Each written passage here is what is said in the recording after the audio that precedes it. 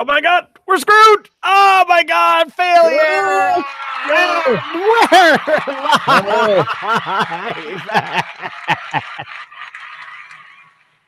Welcome to the Crafty Boys, ladies and gentlemen. We're here. We're clothed, and Dave's here because he was here yesterday, but not now he's there. He went back, but that's okay. Alan, of course, is here. He brought the audience with him, and this week Dave picked the beer. So I'm gonna let him explain why he chose this one because it's a very interesting story. You may have to fill in some blanks here, Shane, but okay. We've had this discussion, if you will, about what makes craft brew and all that kind of fun stuff. And so I guess that's partly why I've never really looked into the Asian beers. So you're saying that because we consider most beer, well, I mean, we have a loose rule that all the beers on the show have to be of a craftish variety. However, we did do the Icelandic beer at some point, which I think we agreed was very much not a small brew. So the beer you're talking about is not that. I'll tell you, before we get to the preamble here, why don't we introduce the beer first? Oh yes, okay. Let's introduce the beer because I have it right here and I just opened it. Tiger Asian Lager. Now from Singapore. Born in Singapore, apparently brewed potentially in Michigan or Wisconsin.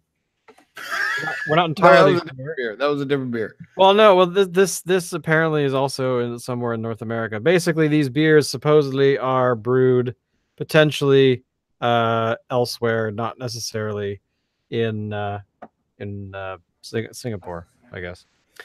By the way, Singapore, the alcohol there very expensive. Apparently, a pint of beer is something like $22 or some amazing amount. Oh. So don't go there. I guess it's sort of if you want beer, don't go there. And conversely, my oldest son just came back from a vacation in Cambodia, and you could get this beer in Cambodia, and I think that he said there was about 50 cents each. That would not surprise me, because the beer that we have is actually quite cheap. It's on sale right now, I think, at the liquor store for $10 or $11, something like that.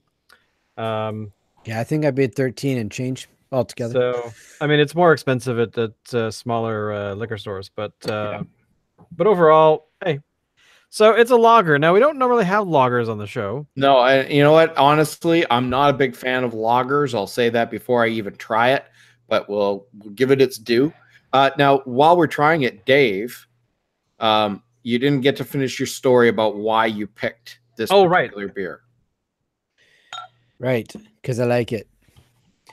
And we haven't done any Asians. And just going back to my comment. I beg your pardon. Speak for yourself. I was just going to say, my first girlfriend in high school was from China. There you go. Yeah, but in all seriousness, there actually is a story to this because your girlfriend told it to me last night, Dave. You were at a restaurant. Now, tell us about the restaurant you went to where this beer was featured. If I remember correctly, it was a Vietnamese restaurant. In where? In this was Abbotsford. There you go. So you had the beer and you decided that was what you had to have. Well, for the podcast, no, but I guess you and I were talking and it's like, yeah, sure. Okay, we can do this. But partly I was just really curious about Alan's reaction because I'm not sure Alan's going to like this at all, really. But okay, well, let's all draw on our glasses. The lacing is like a typical lager. It's not that exciting. There is really no head on lagers most of the time, at least in my experience. If they're poured well, anyway.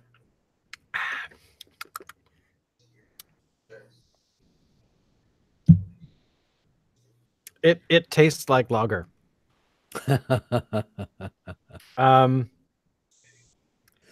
I would like to say that I taste it that there's something different about it from the very few times that I've had a lager. I mean, most of the lagers that I've had in the last decade have been modified somehow. They don't look like this.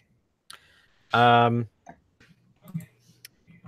I gotta say, there's definitely something to say for a lager because like we talk about all the time, one of the comparison metrics in our little show here is whether or not you would have this on a patio in the summertime. This fits that bill. But again, there's nothing. I mean, am I wrong? Do you guys taste a difference? But to me, it seems like there's absolutely no difference between this and say Molson Canadian or Labatt Blue or something like that. Or actually, the more recent lager that I had was earlier this year, and I actually had some what's it called? Lucky. I had 2 pints of Lucky, and this reminds me of that. So I don't know. Okay. This actually tastes different than I remember. Really? From the restaurant. Yeah, seriously. Were you drinking, was it like from a bottle or was it draft or? Bottle. Yeah, bottle. Okay. Yeah, there's I noticed anyways, and maybe that's partly what I was eating, I don't know. But I tasted a little hint of sweetness to it when I had it. Right. I'm not really like there's maybe the tiniest hint of it now. Granted, I tossed mine in the freezer, so it's a little extra chill. As opposed to coming out of the fridge. So maybe that has something to do with it, because I know that the temperature certainly affects the flavor. Now, we did actually do a little history searching on this the other day when I was talking to Dave about this. And this particular beer used to be was created by and was brewed by a company called Asia Pacific Breweries for the longest time, which was previously Malayan Breweries Limited, founded in 1941, but now is owned by Heineken, because Heineken renamed the company to Heineken Asia Pacific because they didn't really have a presence in the Ring of Fire Asia Pacific Ocean area thing.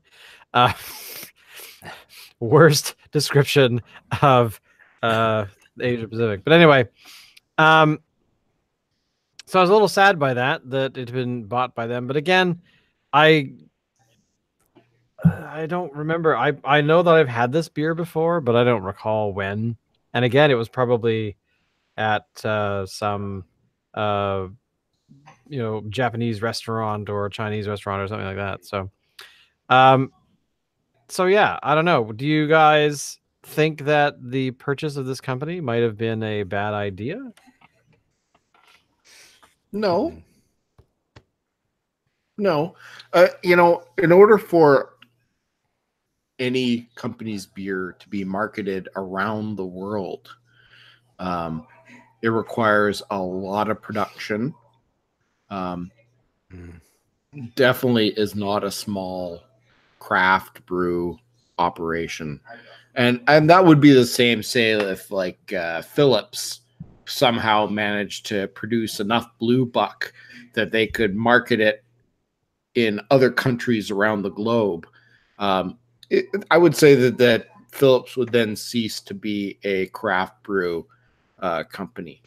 Now, I haven't given my thoughts on this beer yet. As I said at the beginning, I'm not a fan of lagers. I am not a fan of non-craft brew beer, but I don't mind this.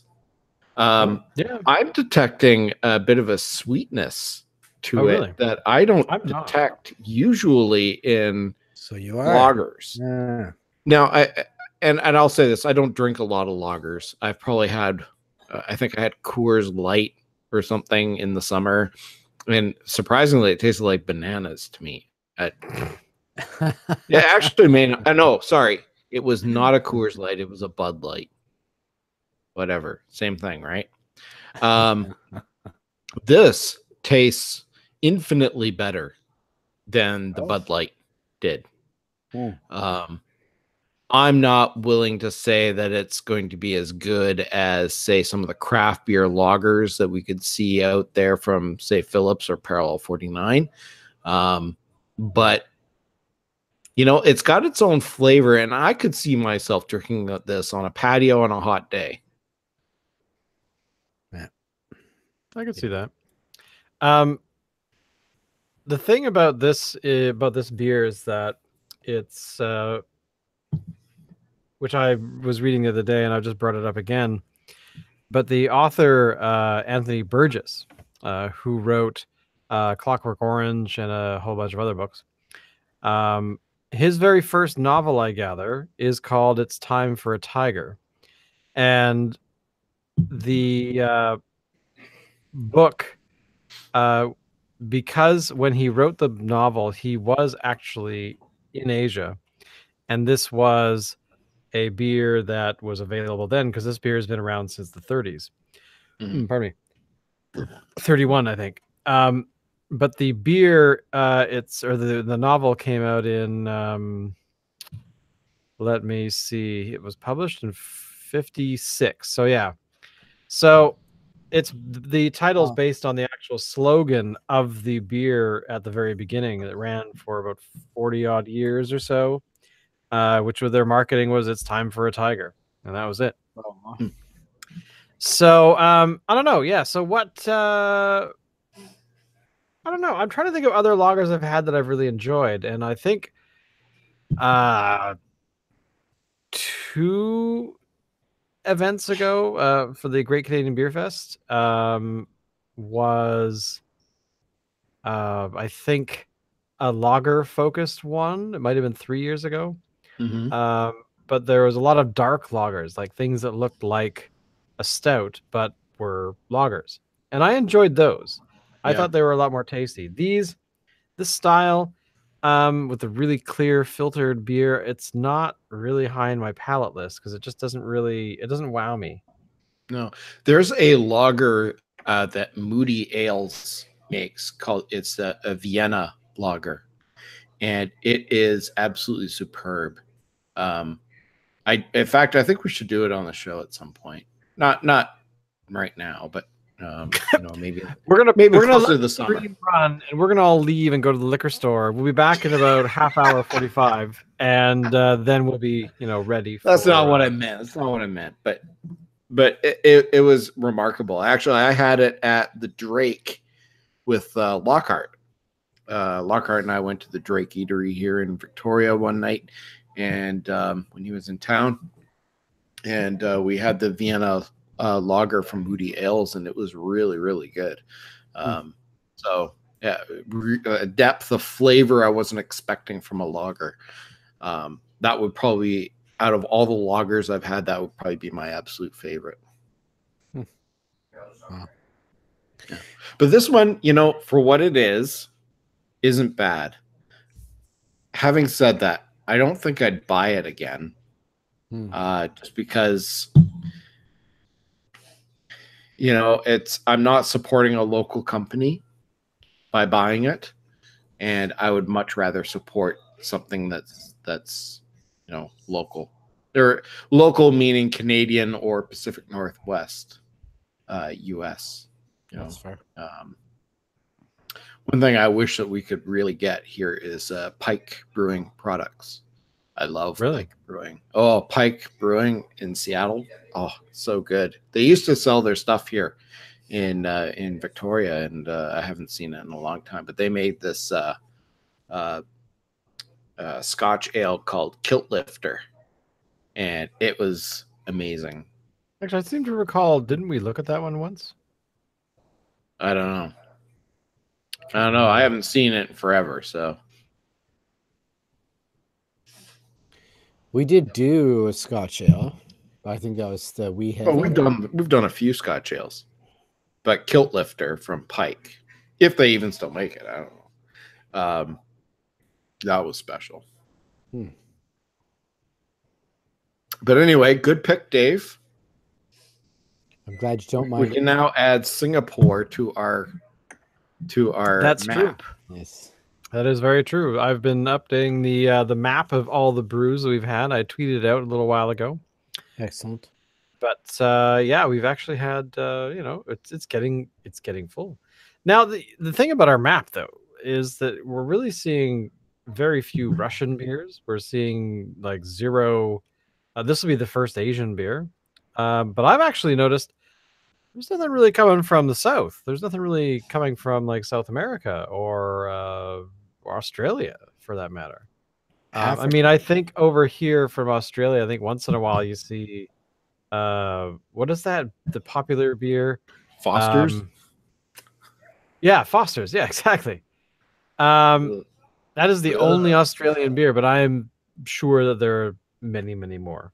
So, oh, there must be. But the thing is that the small craft breweries do not have the volume of production nor the infrastructure to be able to market their products around the world. They just can't. Unless they get bought out by some large corporation, at which point they cease to become a craft brew company. You know, they cut corners, they use adjuncts, and let's face it, that's what's in this is adjuncts. Yeah. And the other disappointing thing that I mean, not disappointing, but the thing I didn't like was that this is only available in 6-packs. I was kind of hoping it would be available in like a tall can. A tall can, yeah. Yeah. That's usually me. Yeah. But you know what? For me, I mean, my kid, he didn't actually try the tiger beer when he was in Cambodia. He drank other things. But he's interested in trying the tiger snake's beer. blood. He was interested in you know what? They apparently eat tarantulas there. So yeah, that doesn't surprise me. Yeah. You know, snake surprise and chilled monkey brains. I had bugs for lunch. That is hilarious. So my kid, he'll have some of these and whatever. They'll sit in the garage getting chilled. They'll sit in the garage? Yeah. And just do nothing. They'll just stay there and cry. Speaking quietly. of my garage, down there I have my advent calendar. Right. For 2018. The adventure pack from Parallel 49 and Central City. That's Shane, right. We start that on Monday. We actually have to start it on Saturday. Or sorry, did I say Sunday? I meant Saturday. I have not got mine yet because when I was at the liquor store today, I wandered around aimlessly for about 15 minutes carrying the tiger beer under my arm going, I saw it here like 2 days ago. What the hell? Anyway, apparently they sold them all. So, and then I looked at the availability and it's actually dwindling. So I'm going to be going. So you better get on it. Well, tomorrow morning I have to deal with some stuff here. And then after that, I'm going to go straight to the beer store and pick it up. So, because there's only one left at the next, like there's the beer store I normally go to. And then there's the next liquor store. And then there's the third one, which is at 39th and whatever. So they have tons. So I'm gonna have to do that. So all right, it'll be a small adventure for me. So let me ask you guys, excuse me, as beer fans, what do you want for Christmas?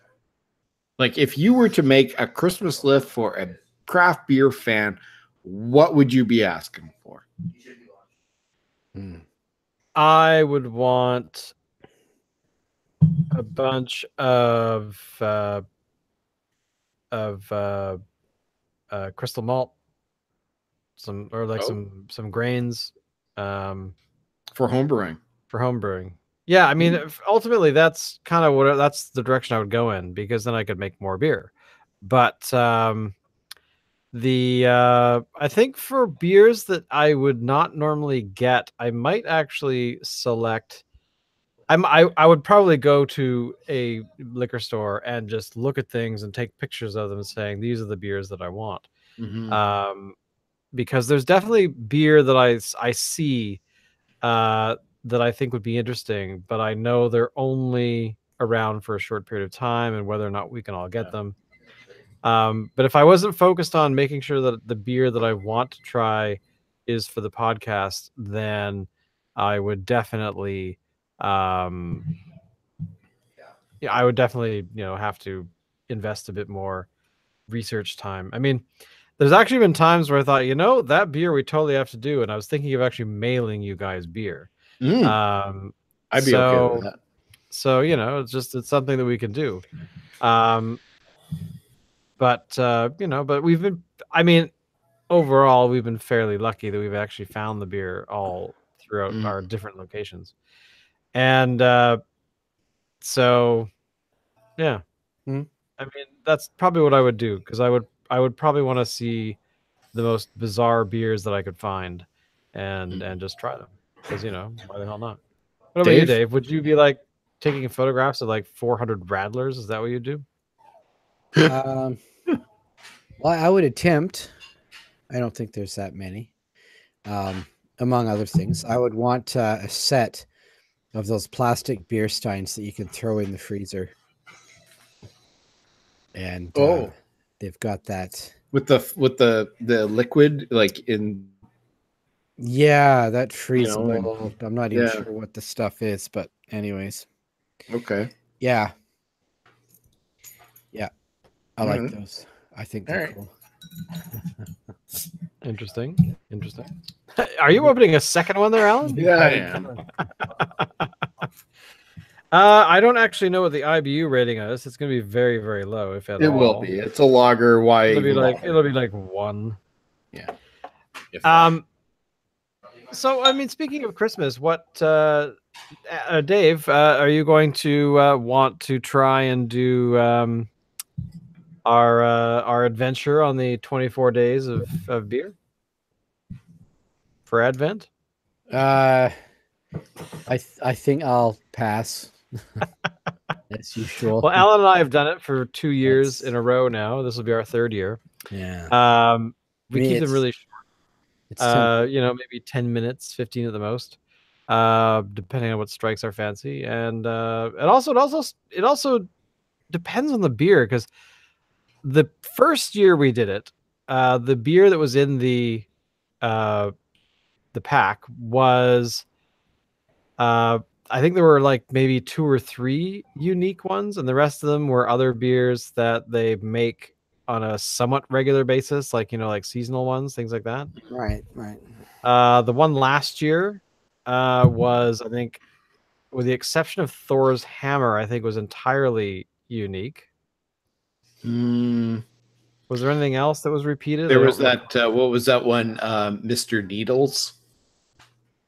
That one was. That was the Spruce Tip one. Spruce Tips, and that was like the same as the year before. There was a lot of beers. Oh, well, that I don't mind. Same as the year before, but they added a different flavoring to it to change it up a little bit. Like they'd add orange to it or something. Or there was also I think the reason, because the pack that we've got is the pack we've had for the past 2 years, which is by Red Rider. Apparently, it's by Red Rider. Central City and Parallel 49. And the other pack that was done for the last couple of years was who? The Phillips Snowcase. The Phillips Snowcase, and they haven't done it this year, which I thought was a bit strange. However, the beer they had in their packs was actually beer they made all year long. Yeah. I don't think that they made any. Did they make anything unique? I don't. No, nothing. I think that's why they've not chosen to do it, because it is too much of a pain in the butt. But hey, I give it to Parallel 49 into Red Racer, because they are doing I'm actually kind of surprised that they're doing one this year. And the reason being is it's usually announced in like September and it comes out in October. This year, it wasn't announced until the first week of November and didn't come out into stores until, a couple weeks after that. So well, they're really late this year. Well, it's interesting you say that because I did ask the guy, because I said to the guy at the till, because I bought the Tiger, and I said, I can't find the thing. I swear I saw it like, a few days ago when I was here on the weekend. And he said, oh, we had some empty boxes to advertise that we were getting it, but we don't actually have it yet. And we won't get it until probably Saturday, which I thought was really weird. But I mean, that's just particular to that location, I guess. But I mean, it is available in small numbers. And that's the other thing, too. I was a bit shocked to see just how few there were, because the liquor store last year that I went to get it is the liquor store at 41st and Canby, or 39th, I think is actually what it's called. But I remember when I went there, they had tons of them. And then about December 5th or 6th, I went in again to get something else.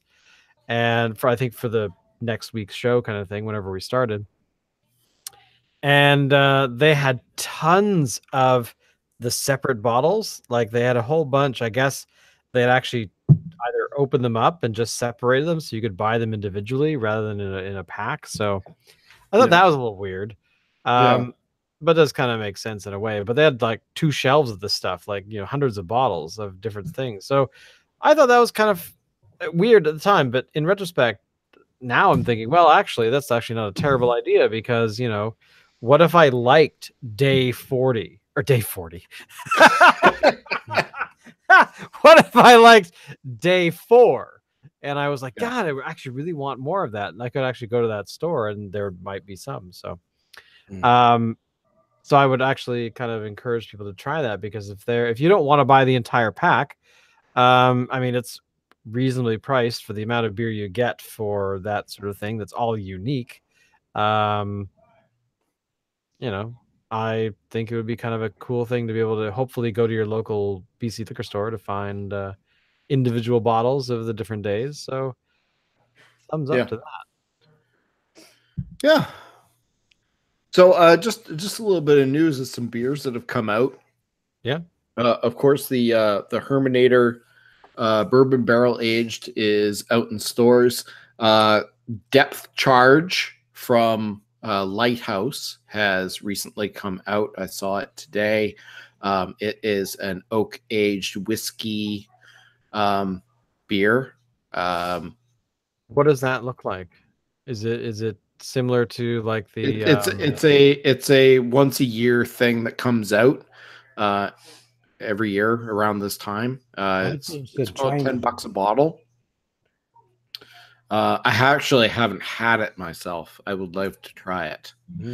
Yeah, also coming out very soon. I just saw the ad today, but the 2018 edition of the Old Cellar Dweller is coming out. This is the 2016 edition, which we've been aging for almost 2 years now.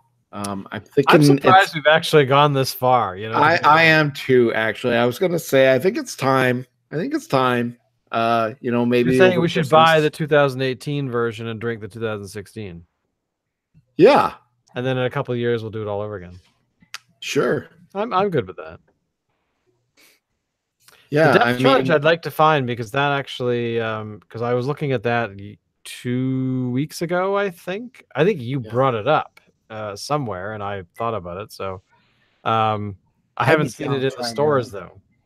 So have you seen it in the store or? I have not seen it in the stores. I saw on the ad that they're actually bottling them now. So okay. So I would expect them to be in the stores in the coming weeks.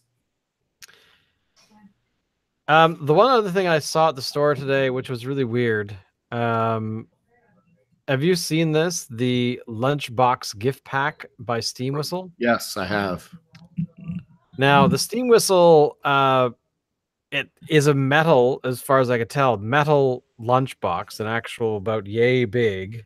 It's about $30, I think, and it was kind of cool. I haven't. When was the last time we had Steam Whistle? Have we actually had it recently on the show? Like, yeah. No, never. It's been a while. Because the Steam Whistle we had Tin Whistle. That's what it was. Yes. But the Steam Whistle, the only time I had Steam Whistle was in Ontario. And every so often I see it pop up here, but not that often. So this was actually kind of interesting to look at because it looked like, I mean, I didn't grab it and like massage it to figure out what it was made of, but it felt like it actually looked like an actual useful box that you could use afterwards. I'm assuming it has cans in it. I don't know how many. It's got six 473 ml cans. So I think that's kind of cool. It's kind of a neat idea. It is neat. I think people would purchase it thinking that it's neat, and then afterwards go, well, "What do I do with it?" Well, you drink it. I mean, are you really going to pack your lunch in it? I don't know. I could see you guys doing that. Yeah. Well, I mean, it was a sizable box. It wasn't that small. It was, it was enough for the beer and a little bit more. So at least it seemed to me anyway. But I don't know. I think that's kind of a cool thing, a practical object to go with your beer. Yeah. Because you don't actually buy beer, you only rent beer when you really think about it. I don't want to think about it that way. But overall, I mean, I just thought it was kind of cool, but that's just me. So there is one thing I actually wanted to talk about in beer news. Okay. That was outside of the holiday stuff. Let me grab the article here. Now, basically, what's happening is beer is being outlawed in Canada now.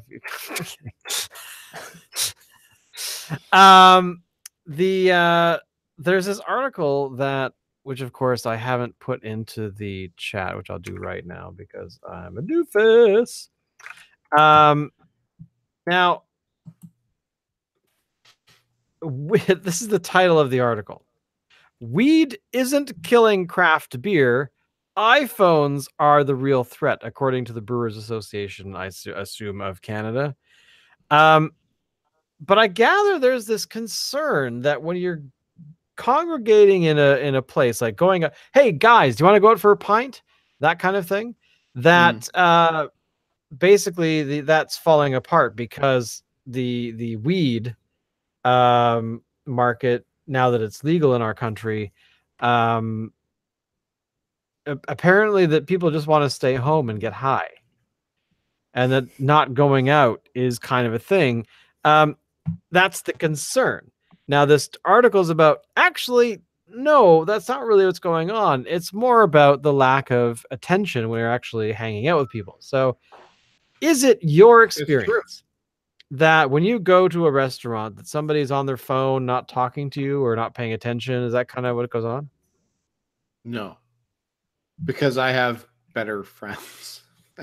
I mean, I only do it to Dave. So, Dave talks for 45 minutes. I mean, we went to a restaurant yesterday. He kept talking and talking. And I was just like, dude, I'm playing Pong. Leave me alone. Like, what the hell?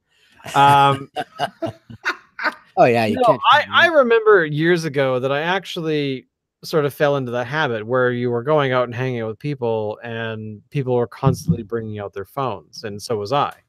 But I don't know, probably about 2 or 3 years ago, I kind of thought, this is actually kind of rude and not, what's the point? What am I actually looking at that's more important than what I'm, in the room for? Absolutely. So I make a conscious effort to be like, unless there's something where it's like, guys, do you remember the name of that guy that like killed that other dude that was like on fire? And then there was like that thing with the jelly bean monster. They'll be like, I don't remember that movie, but here, let me look it up. Oh yeah, that was called like Stupid Massacre 85. Like, yeah, it was awesome. But otherwise, I actually make a conscious effort to keep the phone away from what I'm, doing, right? So, I don't know. Do you guys have that? Or actually, sorry, Alan doesn't have that problem because his friends are awesome. Dave, what about you? Well, I typically leave it in my pocket, so Do you have friends, Dave? I've got one or two. Okay. All right. I'm just checking. I don't More want than you. to. No, I don't want to. Picturing Dave and his friends. This is Dave at home. This is a live stream of Dave by himself. Hi, Dave. How's it going? Oh, hi, Mr. Right Hand. Hey, how's it going, man? Oh, hey, Mr. Left Hand. I totally... Oh, wrong voice. I totally want to, murder people and hide their bodies in your backyard. Yeah, that'd be really great. Yeah, that's really fun. Let's go do that right away. Who are we going to kill first? Well, perhaps we should go to the local bar. Yeah, because that way no one will actually accuse you of anything other than you just went to the bar. That makes no sense. I know. But that's okay, right? Sure. And scene. Ladies and gentlemen, the favorite imagination of You blew the case wide open, Shane. But that's totally what I picture Dave as, having friends. Mm-hmm.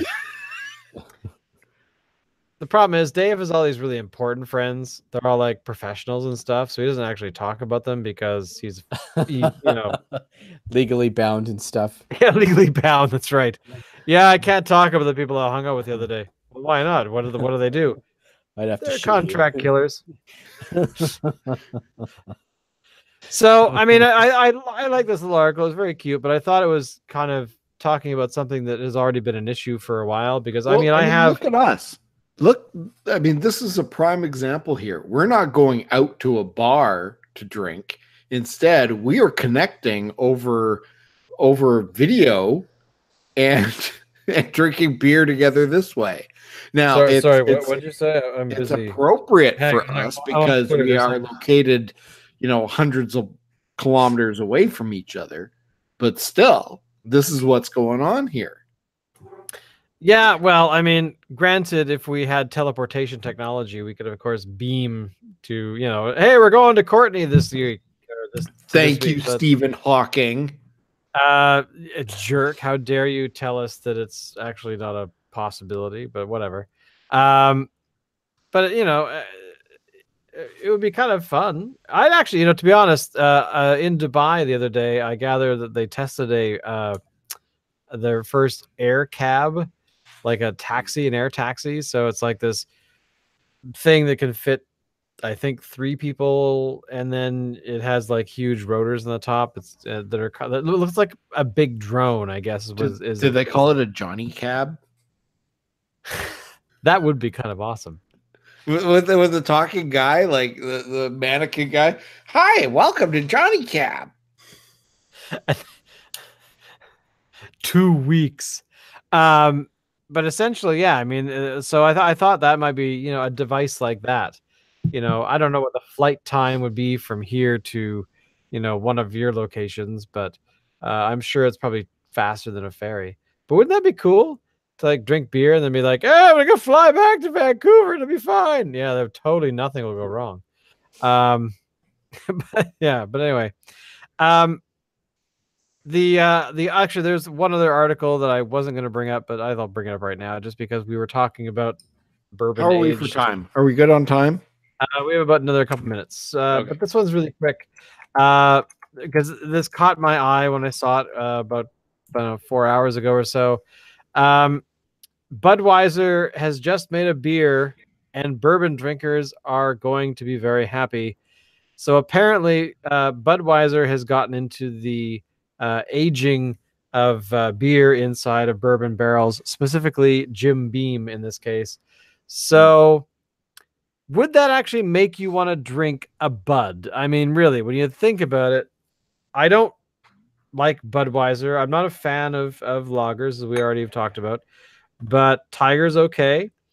But again, if I were to have a Budweiser at the same time, I might not notice a flavor change. I would probably have to double fist it or to figure that out. But Budweiser's got this age thing called the Copper Lager. Like, would that encourage you to drink it? more than just the regular product?